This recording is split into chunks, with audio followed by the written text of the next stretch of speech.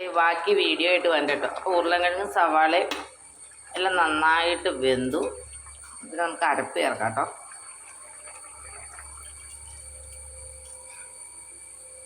അരപ്പ് ചേർത്തു.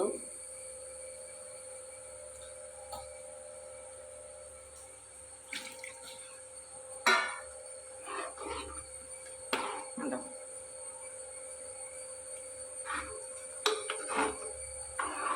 അരപ്പ് ചേർത്തിട്ട് ഒരു നുള്ള് ഗരം മസാലയും കൂടി ഇടാം കേട്ടോ.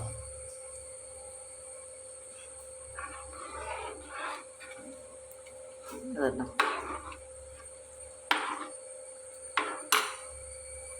തിളച്ച് കഴിയുമ്പോൾ കടുക് പൊട്ടിച്ച് ഇവിടെ വെച്ചിട്ടുണ്ട്. പിന്നെ ഇതുണ്ടോ മോര് കറി.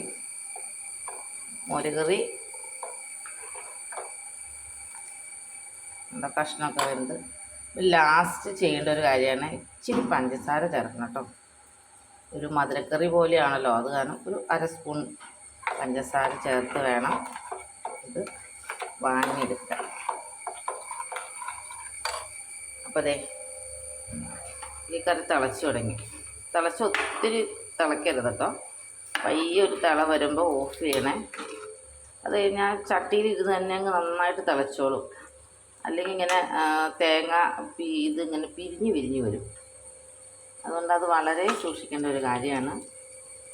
2 ചുമന്ന മുളക് ഇട്ടിട്ടുണ്ടായിരുന്നു കടുക് പൊട്ടിക്കാൻ നേരത്ത്. അപ്പോൾ കാണാനൊരു ഭംഗിയുണ്ടല്ലോ.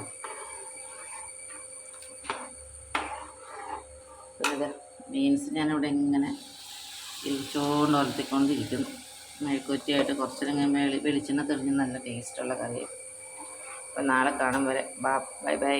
Okay, see U.